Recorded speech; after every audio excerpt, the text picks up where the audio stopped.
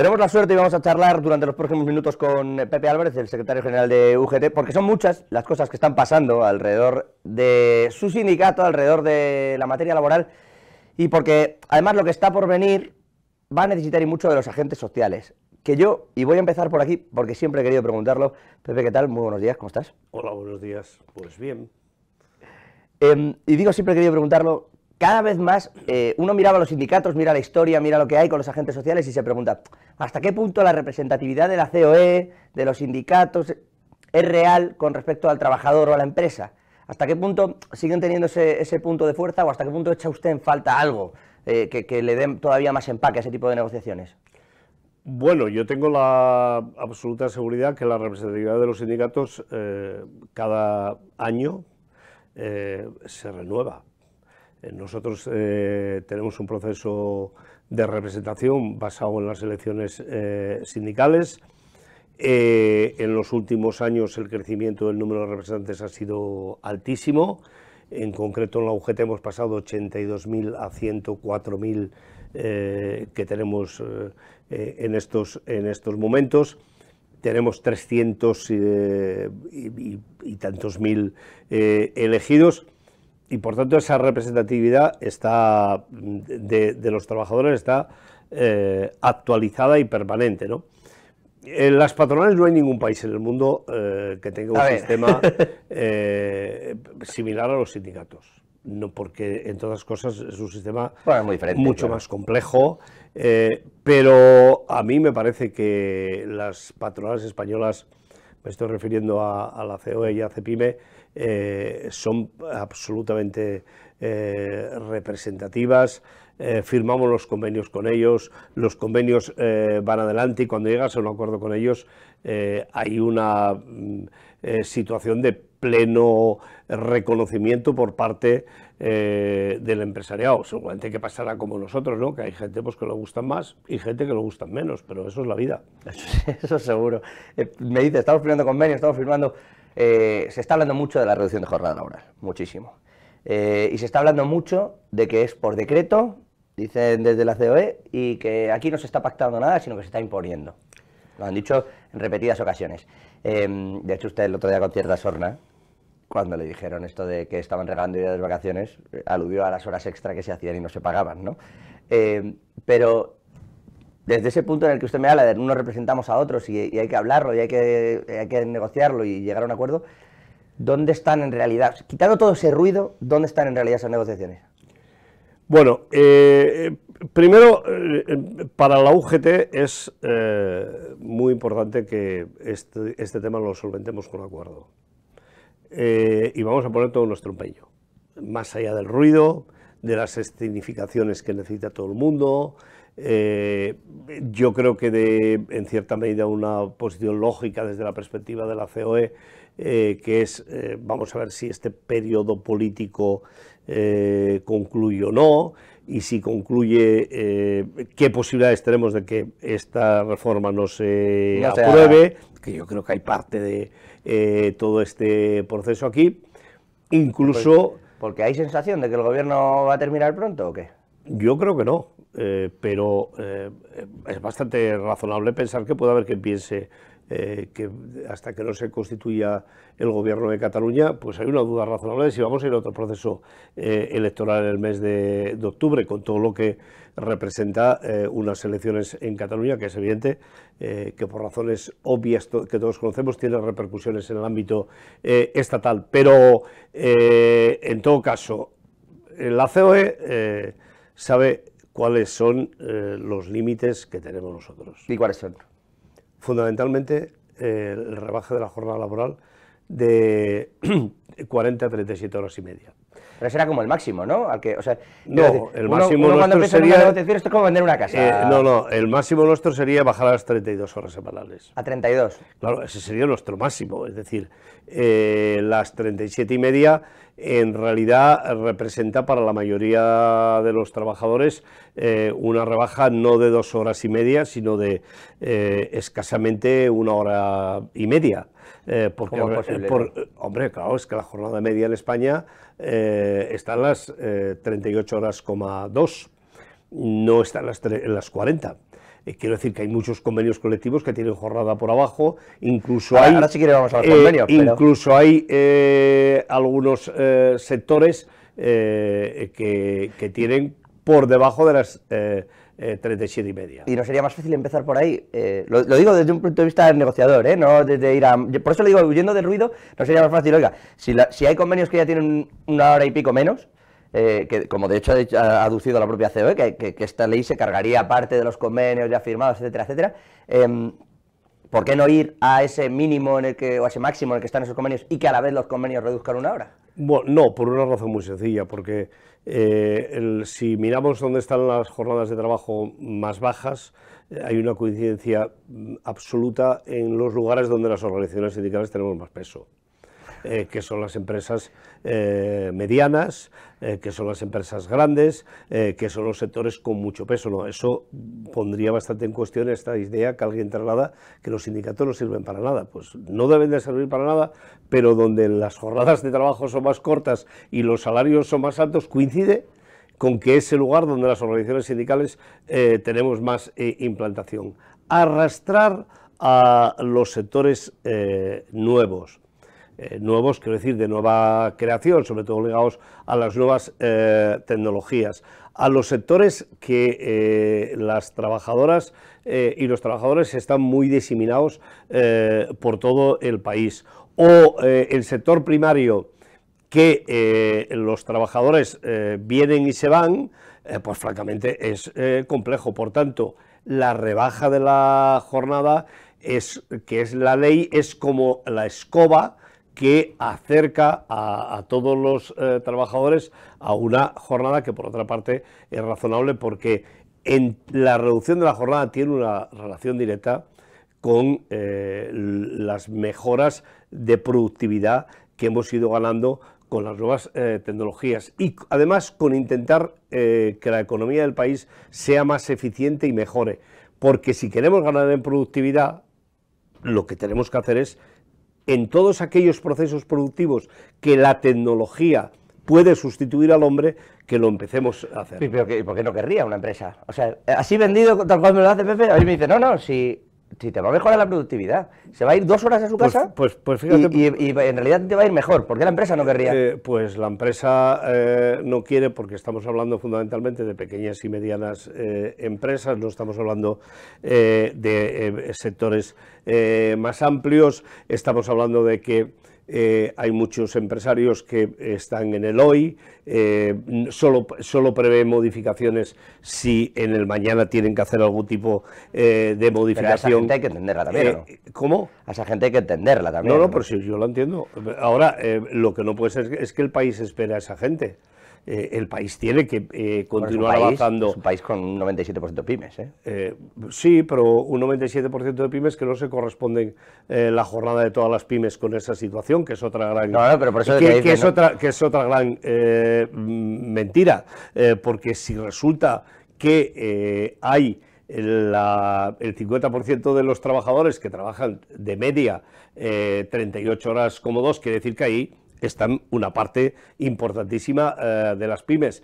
De hecho, que afecte directamente en el último tramo, cuando entremos en las 37 horas y media, estamos hablando de un colectivo más importante, pero hasta que bajemos de las 38 y media, estamos hablando de una parte pequeña de los trabajadores de nuestro país.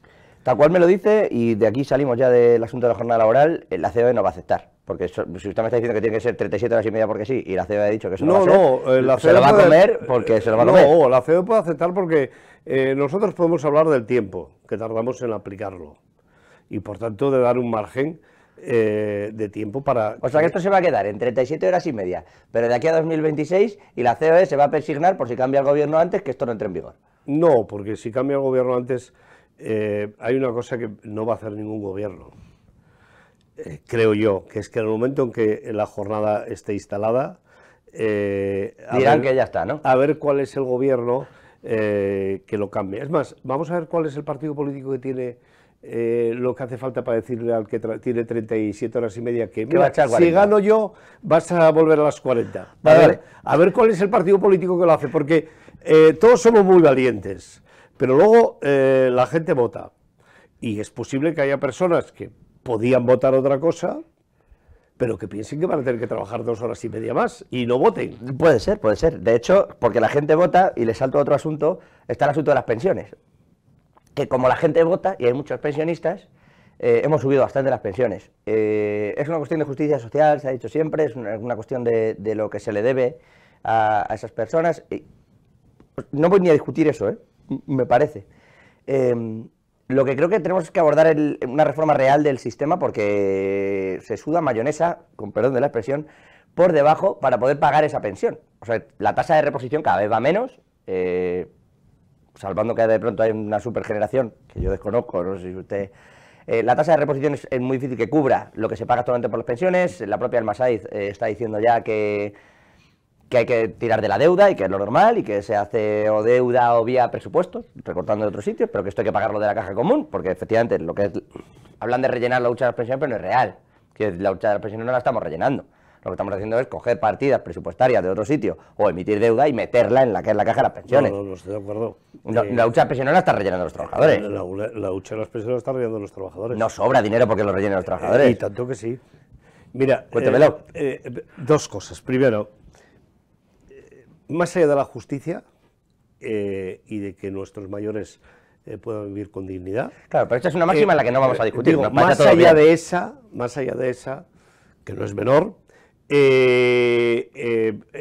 subida de las pensiones es de una eficiencia económica brutal. Todos los organismos internacionales dicen que en España hay 3 elementos que marcan nuestro diferencial de crecimiento económico con el resto de la Unión Europea. Esto que se viene explicando de que España crece y los demás no crecen. Uno es la subida de las pensiones. Eso tampoco es así. ¿Cómo que los demás no crecen? Que no crecen en la medida que crece España. Que Francia, Alemania... Bueno, ahora discutimos eso si quiere, pero perdón, me quedé interrumpido. No, entonces, una de ellas es la subida de las pensiones, la segunda es la subida del SMI, que estamos con el mismo debate que con la jornada, se va a caer el mundo. Yo además me gustaría que la gente que nos oiga vaya al año 83 y lea las opiniones de la COE del año 83, que son cuando las 40 horas que son clavadas, y iba a pasar lo mismo que va a pasar ahora, que después no pasó absolutamente nada, sino todo lo contrario. Y la contratación indefinida, que también era la maldición, iba a bajar, el desempleo iba a crecer, nadie iba a contratar. Esos 3 elementos son fundamentales desde el punto de vista de la eficacia económica. Uno de ellos, las pensiones. 2, el Estado a la Seguridad Social le pone menos de lo que los que pagamos la cuota de la Seguridad Social pagamos a través de la Seguridad Social que corresponde al Estado. No. Y tanto que sí. No, porque usted me está mezclando, porque una cosa es lo que vaya solo a las pensiones, esa parte de seguridad social que usted dice, y otra es toda la parte de la seguridad social, que no tiene que ver solo con las pensiones. Me explico. No, la Seguridad Social es un ente, y espero que se convierta en agencia, para que todavía sea más transparente, que tiene unos ingresos, que son las cuotas de los afiliados y las afiliadas, que tiene un objetivo, que es pagar las pensiones de los actuales pensionistas. ¿Qué más paga la Seguridad Social? Pues de todo. Es decir, paga las pensiones no contributivas, viudedad, etcétera, etcétera. Viudedad, es decir, todas esas pensiones que tendrían que ir a cargo de los presupuestos, el Estado pasa una partida económica. Bueno, van, o sea, presupuestariamente hablando, si uno mira el presupuesto, eso va, las no contributivas se supone que van por otro lado. Se supone, no digo yo luego de dónde sacan el dinero. Las paga la Seguridad Social, repito, como paga los complementos a mínimos de las pensiones, es decir, cuando una persona autónoma o del régimen agrario o trabajador que ha tenido cotizaciones muy bajas no llega a la pensión mínima, el complemento a mínimos se paga con cargo a la Seguridad Social. ¿El Estado qué es lo que hace? Le devuelve parte, no todo, a la Seguridad Social con una partida que está en los presupuestos generales del Estado, que creo que el año 23 fue la más alta, que es de 23.500 millones de euros. ¿Es justo? El sistema no funcionaría o habría que retocarlo si los ingresos de las cotizaciones de la Seguridad Social no dieran para pagar las obligaciones que tiene de la parte que hace referencia a las pensiones contributivas. Por tanto, el Estado está empezando a pagar y no ha pagado toda la deuda que tiene con la Seguridad Social, porque los hospitales públicos que hoy son gestionados por las comunidades autónomas, ¿sabe de quién son propiedad? De la Seguridad Social, porque fueron parte de las cuotas que se pagaron en su momento, y que en lugar de dedicarlo a pagar las pensiones, había sobrante... Pero a día de hoy, como bien estamos viendo, como bien usted dice, está el Estado sacando el dinero de otras partes. No, lo saca de otras partes. El Estado saca de los presupuestos generales del Estado para pagar lo que paga la Seguridad Social y no paga directamente el Estado, porque hay un sistema que en las pensiones se pagan a través de esto. Tercera cuestión. Es que este es un tema que tengo muy fresquito, porque hemos tenido una negociación a cara de perro. O sea, esto que parece que todo ha sido muy sencillo, ha sido durísima la negociación. Y la Seguridad Social tiene un plan de aquí al año 2050 que determinará cada 3 años, con un informe de la IREF, si estamos dentro de los gastos que puede hacer la Seguridad Social o no. Y si no es así, cuando lleguen los 3 años, sin estar metiendo miedo cada día, sin estar llamando cada día al demonio, oye, pues se afronta. Que nada es tan grave como parece, ni tan light como a veces se hace pensar, eso es así. Le agradezco esa parte. Pero me dice, todos los organismos internacionales, bueno, saca Europa el Aging Report a 2050 y nos dice que esa forma en la que hemos tenido de estructurar nuestras pensiones va a ser deficitaria. Bueno, Europa es como, depende de dónde caiga, si la parte que hace el informe tiene más intereses en como aquí, ¿no? Bueno, sí, seguramente en los fondos privados de pensiones, porque esa es la cuestión que está en entredicho, si tenemos un sistema suficiente o si tenemos un sistema que no sea suficiente y que tenga que ir a estar complementados con fondos privados. Y ese informe es evidente que está patrocinado por los lobbies, que lo que quieren es reducir los sistemas públicos de pensiones, porque lo que quieren es ir por lo menos a una obligación de complemento de pensiones privadas. La Unión Europea, la Comisión Europea, que al fin y al cabo es de la que hay que fiarse, no de los organismos colaterales, ha dado el visto bueno. Es un organismo estadístico sí, no es que sea un externo, ni que estamos hablando de un organismo público, es el Aging Report que firma Eurostat y que además avala el BCE. Déjame un segundo que acabe. Ha dado el visto bueno a la reforma de las pensiones de España. Entraba dentro de del plan Next Generation y le ha dado el ok la Unión Europea. Vale. Tranquilidad para los pensionistas, sí. Tranquilidad para los jóvenes que se van a jubilar antes del 2050 porque van a tener la posibilidad de jubilarse, y libertad para que el que quiera hacerse un fondo de pensiones privadas lo haga, porque yo no estoy en contra de los fondos privados de pensiones. A mí, si hay trabajadores que a través del convenio colectivo quieren tener un ahorro que vaya a un fondo de pensiones... Bueno, eso antes gravaba más que ahora, de eso se quejaban también. Bueno, pues... Porque antes podían meter hasta 8.000 euros, ahora metes 1.500. Bueno, porque todo es muy relativo. Claro, Cuando tú ves cuáles son los colectivos de personas que metían los dineros en los fondos privados para no tributar en Hacienda. Claro, ¿y quiénes eran? Las rentas altísimas. ¿Cuál es la razón por la que tenemos que estar subvencionando los fondos de pensiones de las rentas altas de nuestro país? No me parece razonable.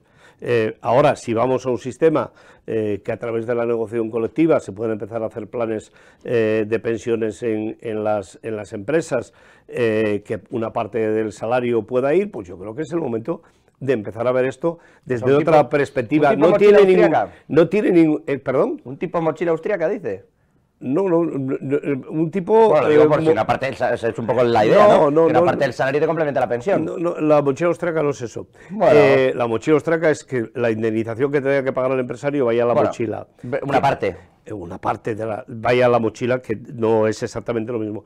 No, es un sistema que todo el mundo, hay una parte de el empresariado, de la economía más liberal, que dice, oiga, bueno, yo sí tengo garantías de que la gente de mi país, que ha cotizado a la Seguridad Social en unas condiciones buenas, y que el Estado, al que no haya podido hacerlo, le tenga una complementación para no tener ancianos pobres, sí, es verdad, para intentar no tener ancianos pobres. Yo no quiero vivir en un país que tenga ancianos pobres, porque es de lo que estamos hablando al final de esta película.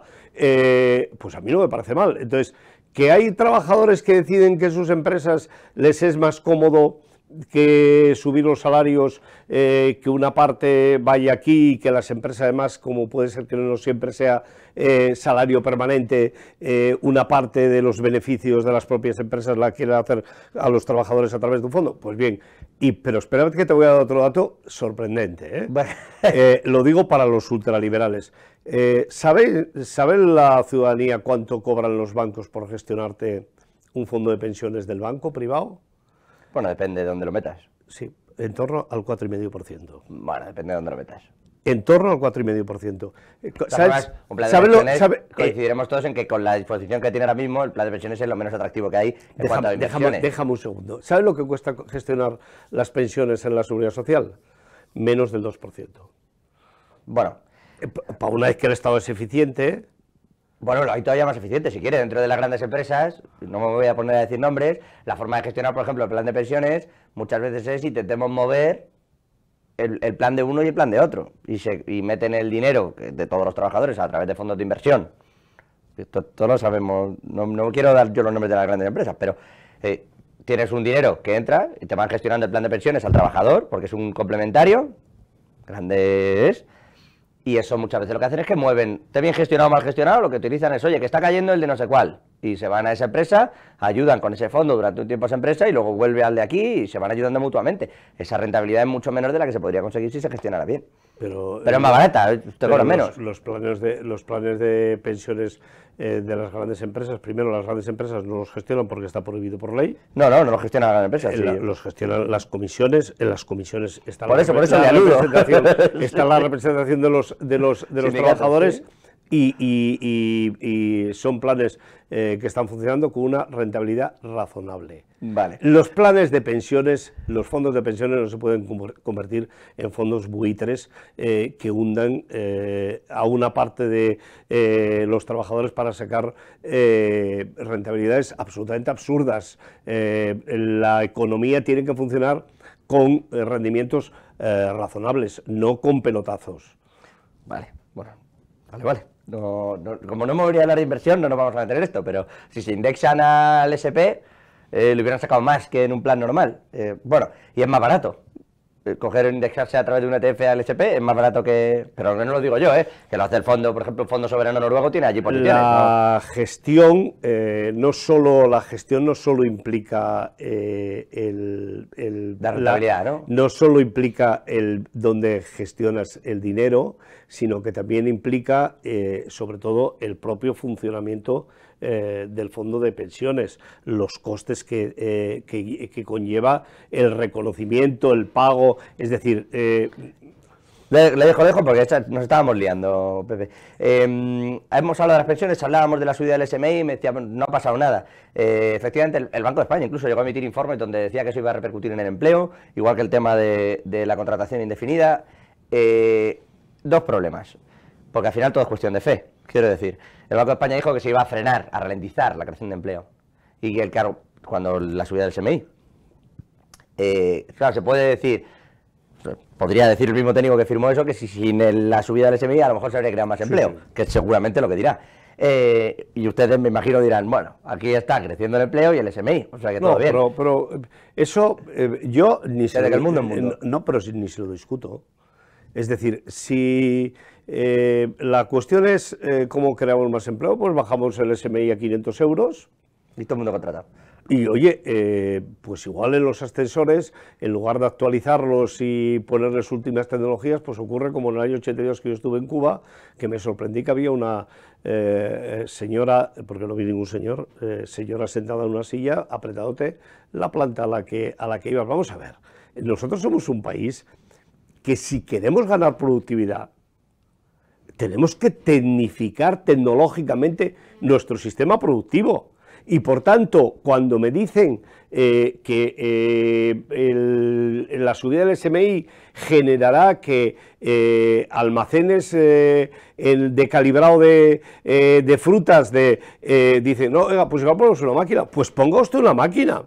Porque es que en España, si queremos acercarnos a la economía europea, vamos a tener que trabajar en ese sentido, porque si no, después lo único que tenemos es un país con puestos de trabajo que cuesta trabajo cubrirlos, porque los sueldos no dan para vivir en el país donde estamos. Y por eso, a mí me parece que hay que pensar en el beneficio global para la economía del país que representa el SMI. Nosotros todavía estamos, yo creo, con una distancia bastante considerable de lo que podría ser un techo del SMI que efectivamente puede empezar a generar dificultades. Hablando de productividad y de poder adquisitivo, que se habla mucho también en estos últimos días, sobre todo porque creo que era la ministra Díaz, ¿no?, la que decía que ha crecido los beneficios empresariales, ha crecido la productividad y sin embargo no han crecido en el mismo nivel los salarios. La productividad en realidad en España está estancada. No lo digo yo, lo dicen los propios datos de la OCDE. Bueno, si no nos vale Eurostat, Pepe, y no nos vale la OCDE... No, pero vamos a ver. Primero, España es un país que el tema de la productividad es mucho más complejo medir lo que puede ser en Alemania o que puede ser en países donde el peso del sector industrial es muchísimo más alto. El sector servicios tiene esa, digamos, dificultad añadida de comparación en términos de dos economías que no se parecen excesivamente. El sector primario, que en España todavía continúa teniendo un peso, y yo espero que continúe teniendo un peso importante, ocurre lo mismo.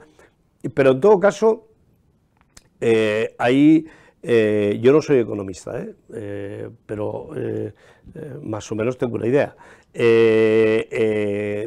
Hay una cierta confusión entre productividad, competitividad. Miren, la productividad, los países que la tienen más elevada son los países que están más tecnificados y que menos gente produce más. Sí, entonces, no es discutible eso. Entonces, si eso es así, lo que es evidente es que subir el SMI, como muy bien decían los técnicos del Banco de España, por lo menos ha frenado la contratación. No sé cuánto empleo ha destruido y ha creado en otro lado, pero por lo menos ha frenado y en la medida en que hay muchas empresas que han actualizado sus sistemas productivos porque han visto que poner una máquina de calibraje de frutas les sale más a cuenta que tener 10 personas haciéndolo a mano, pues eso lo hemos ganado en productividad. No sé si me explico. Sí. Es decir, si yo lo decía al calor es que hay que subir tanto como...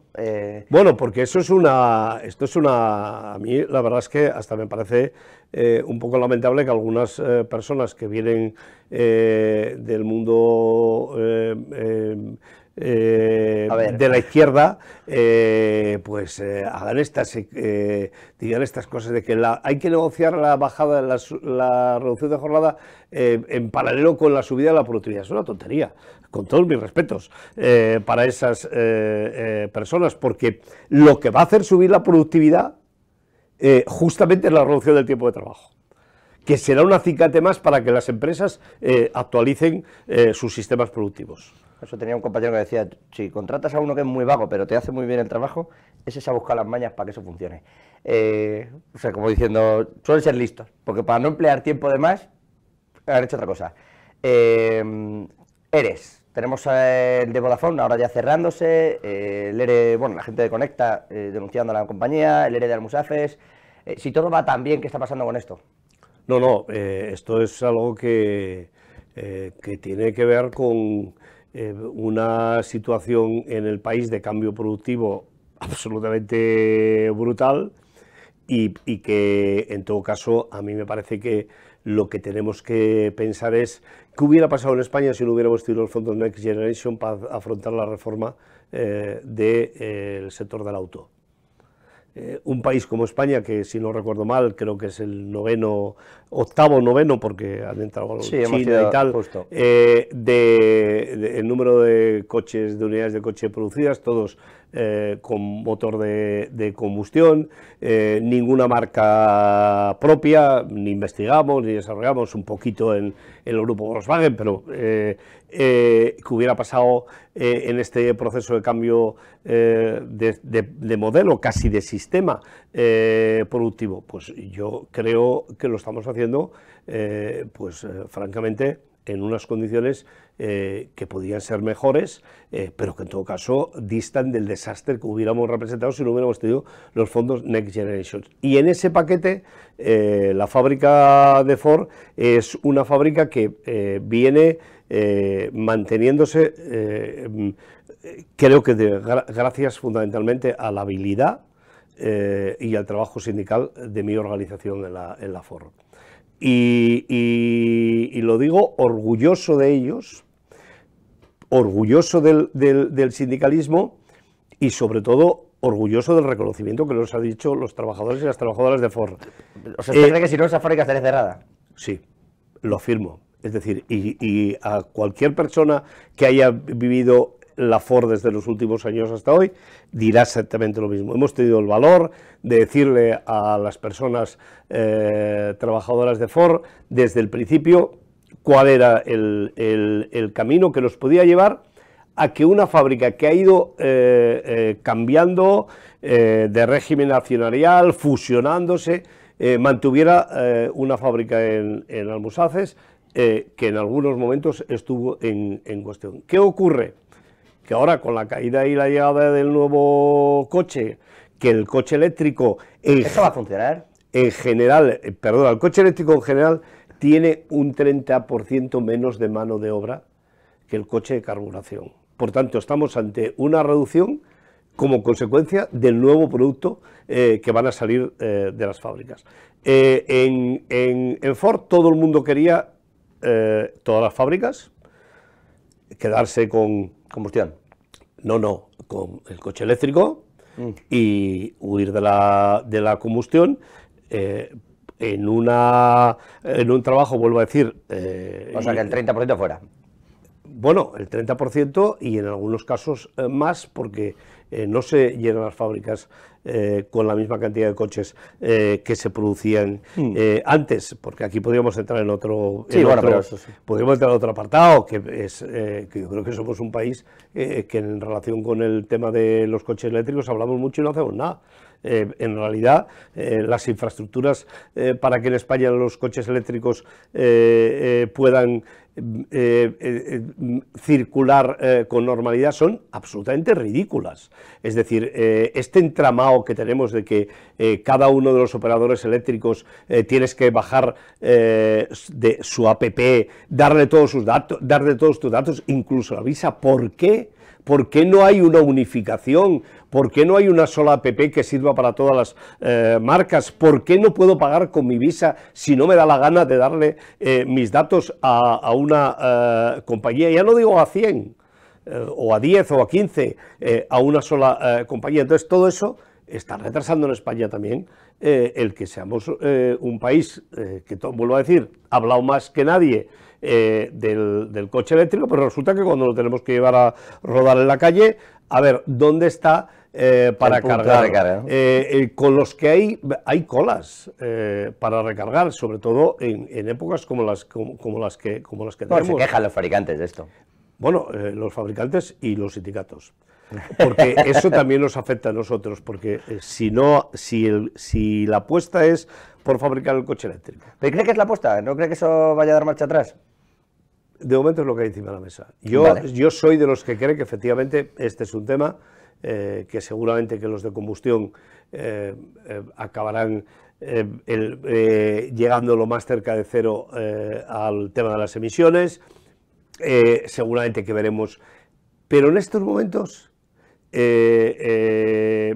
lo del tema del coche eléctrico parece que es así, y también es verdad que los plazos, desde mi punto de vista, pues también se van a ir revisando. Pero en todo caso, repito, no lo digo por mí, Vale. que soy el secretario general, lo digo por aquella gente que tenemos allí, por el Carlos Fauel y su equipo, que realmente creo que es un ejemplo de cómo se cogestiona bien estos procesos.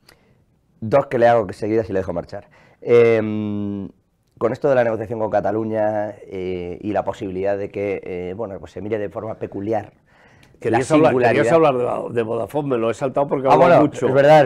Me lo he saltado porque hablo mucho. Como lo han cerrado, ya sé cómo somos los periodistas. Como el asunto lo han cerrado, ya hay acuerdo.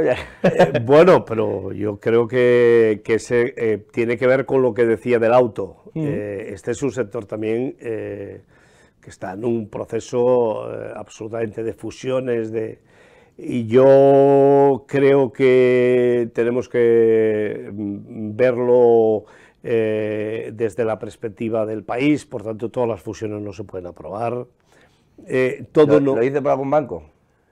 No, bueno, eso también, si quieres también lo hablamos de los bancos, pero... Está ahí la fusión BBVA-Sabadell, está ahí ahora mismo. A mí me parece que es un desastre para el país.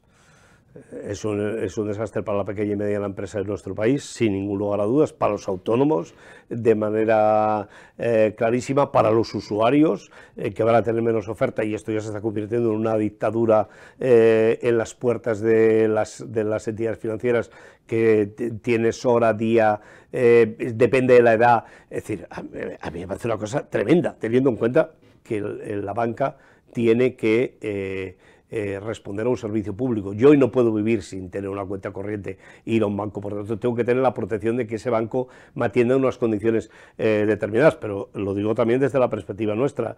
La reducción de puestos de trabajo será importante, digan lo que digan, será muy importante, y somos el país de la Unión Europea que menos oficinas tiene por persona, con una gran diferencia, y que menos empleados tiene por persona también, con una gran diferencia. ¿Por qué esta fusión de dos bancos que van bien? Porque el uno quiere jugar con estos beneficios que le han caído del cielo, que no querían pagar impuestos, y resulta que ahora no saben qué hacer con los beneficios, quiere jugar desde arriba. A ver, que esto es mucho más serio, hombre. Y yo es que creo que hay que dar un puñetazo encima de la mesa, y yo espero que lo hagan los accionistas del Sabadell, que tiene una entidad con muchos años de vida, que la tienen cerca, que la pueden controlar, y que van a tener muchos más beneficios que meterse a jugar a la ruleta en un banco como el BBVA. Como lo ha dicho usted todo, no lo voy a decir yo. Vodafone. Yo creo que Vodafone hemos llegado a un acuerdo razonable en el contexto en el que estaba. No voy a decir que es bueno, porque yo creo que Vodafone, el gobierno, cuando autorizó la fusión, con toda seguridad tenía que haber pensado también en el empleo y en algunas otras cuestiones más, pero este es un sector que hay que regular, pero por los trabajadores, pero sobre todo por los consumidores. Buen charco ese. Me habla de BBVA y Sabadell, tenemos algo encima de la mesa, tenemos a los árabes, creo que era hoy además, que se decía que taca, esta gente, los saudíes, estaban otra vez viendo dar una vuelta al tema de Naturgy. Tenemos la de Telefónica con Saudi Telecom. ¿El gobierno debería pararlas todas? No, yo creo que el gobierno debería crear una comisión en la que hubiera participación de las organizaciones empresariales. Telefónica ha entrado la SEPI con un 10. Ya, pero yo creo que esto llega un momento que creo que el gobierno debería de crear una comisión con las organizaciones empresariales, organizaciones sindicales, para informar y recibir opinión, porque me parece que este es un tema que hay que hacer con absoluta transparencia. No digo que no se haga bien, pero que la sociedad lo perciba, que se hace con absoluta transparencia. Hay que proteger los sectores estratégicos de nuestro país y hacerlo en el marco de la Unión Europea y intentando que haya las menos contradicciones posibles. Tú has metido un paquetito, todo el mundo no es igual, yo creo que Telefónica es evidente que tiene que ir en ese sentido. A mí me parece que la reacción en relación con Telefónica es positiva. Creo que lo que hay que darle es y garantizar es la absoluta autonomía de la dirección y del equipo dirigente de Telefónica. Eso es lo que nos va a permitir poder volver al sector público. ¿Lo mismo sería aplicable para la gente de Abu Dhabi en Naturgy, los de TAQA? Pues seguramente que es bastante parecido. En este caso yo creo que hay similitudes importantes porque estamos hablando de otro sector igual. Entonces yo creo que es bastante parecido. La última. Le decía yo, le intentaba llevar hacia Cataluña, hacia esa singularidad, la peculiaridad esta de las cajas famosas, si se le da o no se le da, reconocidas constitucionalmente, por vosotros así, está Cataluña y Navarra, o sea, País Vasco y Navarra. No Cataluña, que le estamos dando ahora esta cosa de la vuelta de la singularidad para ver si... ¿No es un poco obsceno? Esto se lo pregunto casi desde un punto de vista personal. Que a estas cosas se llegue cuando hacen falta los votos para gobernar, pero no se hable de ello en ningún otro momento. Quiero decir, da un poco la sensación de que no hay una necesidad de dar nada ni de recibir nada, sino de, como necesito gobernar, pues ¿Tú quieres decir que este país no es un poco obsceno desde hace mucho tiempo? Sí, y lo digo en todos los sentidos. Me estaba acordando antes con los sindicatos y con lo de los coches del ministro Soria. O sea, quiero decir que no sea de un partido u otro, que yo si quiere le damos a todos, pero del ministro Soria entrando en Bruselas diciendo que era tremendo lo del Dieselgate y saliendo diciendo hemos conseguido que a base de ayudas se queden. Que yo dije, hombre, le hemos dado la vuelta aquí, o sea, de ponerles multas a darles ayudas. Pero fíjate, en el tema este, lo digo porque la austeridad viene de lejos. Pero es igualmente rara, ¿no? Bueno, sí, pero aquí todo el mundo tiene que apechugar con sus responsabilidades. España es un país que después de la Constitución y la aprobación de los estatutos, yo siempre digo que se ha ido haciendo a zarpazos.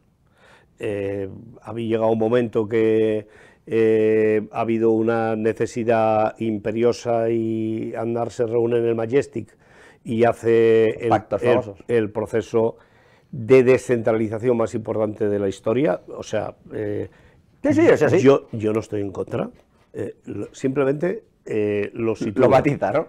Lo sitúo. Los Mossos de Escuadra nacieron del Pacto del Majestic y a mí me parece bien que haya policías autonómicas. Seguramente que me gustaría tener un sistema más coordinado, porque el que haya policías autonómicas como que haya policías locales no es contradictorio con el cumplimiento de las leyes ni con una coordinación, incluso intercambio de efectivos, porque en unas veces en una comunidad se van a necesitar más que en otra comunidad, una comunidad como la nuestra, que además hay algunas zonas del país que multiplican por 2 el número de personas durante las épocas estivales. O los puertos. Yo estaba en el Consejo de Administración del Puerto de Barcelona representando a la UGT cuando Aznar decidió con Jordi Pujol que los presidentes de los puertos... la declaración es aquella de que en la intimidad hablaba catalán. Todo eso tiene que ver con el proceso en el que estamos. En estos momentos hay dos cosas que hay que tener en cuenta, que son las que hay encima de la mesa. Luego, si pasan más, ya hablaremos. Una, singulares son todas las comunidades autónomas en España. Bueno, yo le hablo de la terminología que se está utilizando para... Sí, pero bueno, singular es que una comunidad autónoma reciba más medios porque tiene la población muy dispersa. Y hay algunas que reciben muchos más medios, que a mí me parece bien. Singulares que las comunidades más envejecidas tengan más medios. Que todo tiene trajes a medida, sí. Es decir, que se le va a dar... Déjame que acabe porque es un segundo. Por tanto, si hablamos de esa singularidad, vamos a verlo. Todavía no sabemos de qué singularidades estamos hablando. Sabemos lo que quieren algunos, pero no sabemos de las que hablamos. Bueno, piden la caja. Segunda cuestión. Hay un estatuto en Cataluña que ha sido pasado a votación por los ciudadanos, pasado por el tamiz del Constitucional con algunas reformas más que discutibles, sobre todo porque algunas de las cosas que cayeron están vigentes en otros estatutos de autonomía, que en un estatuto de autonomía son legales y en otro han sido declaradas inconstitucionales, y hay una parte que no se ha desarrollado del estatuto, que está aprobado, que es el consorciar los impuestos de las dos administraciones, de la Generalitat y del Gobierno del Estado. ¿Eso es razonable? Si lo dice el Estatuto, es razonable. Hombre. ¿Por qué se va a discutir ahora si lo dice el Estatuto de Autonomía que se ha aprobado, que es una ley orgánica que se ha aprobado? Ese es el punto en el que está. O sea, el problema es de las comunidades que no tienen esos estatutos aprobados, ¿no? Bueno, si alguna comunidad lo quiere aprobar, es decir, eso tiene seguramente que... o sea, lo digo porque parece un poco insolidario, ¿no? ¿Por qué? ¿No? O sea, decidir que yo estoy aportando mucho y en realidad quiero recibir más. Pero es que no tiene nada que ver, es decir... y voy a gestionar yo mi propia caja. No, no. O sea, yo lo digo porque el ejemplo, por ejemplo, que tenemos todos en la cabeza... estatuto dice... Claro, no lo digo por estatuto, lo digo porque se está pidiendo, que bueno, no se está pidiendo la aplicación del estatuto solo. A ver, aquí hay dos partes. Una parte, que es la que yo he escuchado hasta ahora, del Gobierno y del candidato a la presidencia de la Generalitat, que es decir, oiga, vamos a poner en marcha el acuerdo de consorcio de la gestión de los impuestos, 50% en manos de la Generalitat, 50% en manos del Estado, que es lo que dice el Estatuto de Autonomía. Vale, muy bien. El concierto vasco, yo ni entro. Es decir, cada uno puede tener la adjetivación que quiera para el concierto vasco, como lo puede tener para la... No, o sea, a mí me puede parecer, o sea, desde el punto de vista del vasco, a mí me parece fantástico. O sea, bueno, a mí no, porque fíjate, yo soy catalán y no me parece, no lo digo porque me quedo o no me quedo. ¿Cuál es la diferencia que hay entre el consorcio que se plantea en Cataluña, que está aprobado en el Estatuto de Autonomía, y el régimen común? Pues el régimen común, el Estado va generando partidas y va haciendo adelantos a cuenta. Con un consorcio repartes directamente. Sí. Tú te toca... Como sabemos lo que ha entrado, te lo queda directamente y fuera. Y el otro se lo queda directamente, o sea, la Administración Central se queda lo suyo y la Administración Catalana se queda lo suyo. Eso, desde el punto de vista de la tensión de tesorería, es absolutamente fundamental, porque el Estado siempre pone menos en las previsiones de lo que finalmente cuando tiene que hacer Bueno, lo que pasa es que está en la... No, tampoco me quiero liar con esto, pero luego están las negociaciones, quiero decir, el cupo vasco se queda todo como está. Pero no, es que yo lo que creo que es un error es mezclar el concierto con lo que en estos momentos hay, en manos en el debate en Cataluña. Una. Dos, el concierto vasco, efectivamente, el elemento clave es el cupo. No es el concierto en sí, es más importante el cupo, que el último cupo, creo que gobernaba José María Aznar cuando se acordó y que no se volvió a tocar. ¿Rajoy? ¿No fue con Rajoy? Yo creo que lo tocó Rajoy. Es posible que fuera Rajoy. Lo tocó Rajoy y no solo lo tocó, sino que luego cuando tuvo Montoro que ir a la negociación presupuestaria, que se suponía que la Y vasca ya estaba pagada allí vía cupo, etcétera, etcétera, creo que soltamos, no sé si, pero se soltaron de presupuestos generales, creo que fueron 3.500 millones de euros. Pero lo digo un poco porque... Lo digo como extra, se supone que ya no había que negociar, claro, porque ya habían negociado el cupo y además toma presupuesto. Pero yo no voy a cuestionar... Pero esto le parece solidario entre unas cosas y otras. O sea, yo sé que a usted también en lo personal le parece insolidario, por ejemplo, que Madrid tenga un IRPF por debajo del resto. Hombre, por supuesto. Pero ¿le parece también igual de insolidario que el personal decida que quiere... Oye, esto para mí es mío, me lo voy a gestionar yo y vosotros os apañaréis? Yo es que a mí me da la sensación de que reabrir un debate constitucional que costó tanto cerrarlo, en el momento político en el que vivimos, no me parece que sea lo más razonable. Es más, estoy convencido que todos estos procesos fiscales que vivimos en nuestro país, que hay muchas singularidades, también desde el punto de vista de los impuestos que se pagan en cada comunidad, pues seguramente que va a llegar un momento en la Unión Europea que va a decir, oiga, a ver, que estamos aquí y esto, que hagan dumping para que venga esta empresa, pues no tiene mucho sentido. Y eso no solo lo hace el gobierno vasco, o no lo hace el gobierno vasco, hay otras comunidades que lo hacen también. Por eso creo que si hablamos de impuestos y de sistema fiscal, convendría hacerlo sin más pasiones que las económicas. ¿Le parece que en el punto en el que estamos, todos los líderes políticos, para no meterme en ninguno, de este país están fomentando la polarización? ¿Se están beneficiando de ellos? Unos más que otros, sin ningún lugar a dudas, pero unos mucho más que otros. Por ejemplo, algunos no lo voy a nombrar porque no me parece, pero si empezamos por una parte de Abascal, Feijóo, usted dígame dónde paro. Y luego Sánchez, no sé. Es igual, yo creo sinceramente que si todos tuvieran contención, esto iría mejor, y si todos los que tienen posibilidades de gobernar o están gobernando vieran esto no desde una perspectiva de tengo que llegar mañana,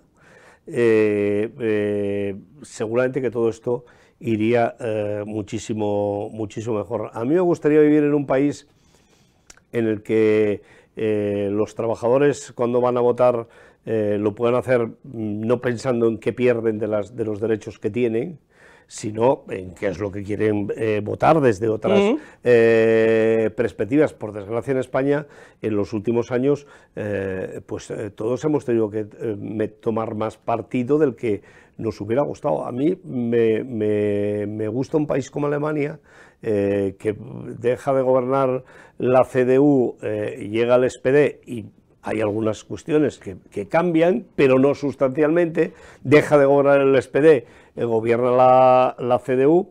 Bueno, tienen algún folloncillo, con los agricultores, con un partido de los agricultores que se llama, por ejemplo, la alcaldía de Berlín. Claro, pero eso es la nueva... Pues ahí le entro, por eso le digo que... Pero es que estamos en la nueva, en una situación política que claro, por eso todo el mundo, ¿no? intenta quemar todo lo que hay, el campo contra las ciudades, como si no hubiera que encontrar nexos comunes y soluciones. El campo en España... yo creo que tiene una magnífica anclaje con la Unión Europea. Sin la Unión Europea sería un absoluto desastre la situación de la agricultura hoy en España, pero a la vez la Unión Europea nos genera dificultades. ¿Qué tenemos que hacer? ¿Cargarnos la Unión Europea? No, perdona. Tenemos que ver cuáles son las dificultades, porque en un espacio global como la Unión Europea, nosotros somos un país que puede tener un sector agrícola muy competitivo y en buenas condiciones. ¿Eso pasa porque la señora Le Pen pueda ponernos fronteras y tirarnos nuestros productos agrícolas, que es lo que defiende en Francia, y por eso tiene el soporte que tiene en el campo francés? No, eso pasa porque cuando negociemos convenios con terceros países que ponen sus productos en la Unión Europea, que no lo paguen los agricultores. Es decir, que hay muchas cosas que cambiar y que mejorar, seguro. Ahora, que esto no se hace... Se me va a la política internacional, no me mezcla usted a Sánchez, no me mete a Feijóo, no me mete a Ayuso... yo creo que meto a Sánchez, meto a Feijóo sin ningún lugar a dudas. A mí me gustaría que hubiera muchos acuerdos entre el partido... ¿Cree que sobreactúan a veces? Bueno, yo tengo la sensación de que la vida política española está... las cuestiones de carácter personal la están dañando. Yo lo digo desde la perspectiva sindical. Yo quedaría muy bien con mi gente si me hubiera metido, cuando por ejemplo se publicó el sueldo del señor Garamendi, a fondo, pero sería pura demagogia. seguramente que la relación personal empeoraría, seguramente que sería más difícil poder llegar a acuerdos. Yo hubiera ganado a corto plazo con los míos, sí, pero es que yo a los míos lo que tengo que darles son soluciones y acuerdos que mejoren su vida. Entonces, yo, ¿por qué me voy a meter en un tema que además sé, sinceramente, que es pura demagogia? Que no sé si me explico, que es pues sí, pura y absoluta demagogia. Entonces, a mí me parece que en la política, seguramente que si bajáramos ese nivel, pues y hubiera más relación personal, a veces con una sonrisa hay cosas que se pueden arreglar. Sí que es verdad. Pepe Álvarez, secretario general de UGT, espero que haya estado a gusto y sobre todo que no sienta que le hemos robado una hora de su vida. Gracias por este rato. Para nada, no, que diario nunca robáis nada, todo lo contrario, es un placer poder acompañaros. Le agradezco, porque con la que está cayendo se le agradece esas palabras. Hasta ahora. Hasta ahora.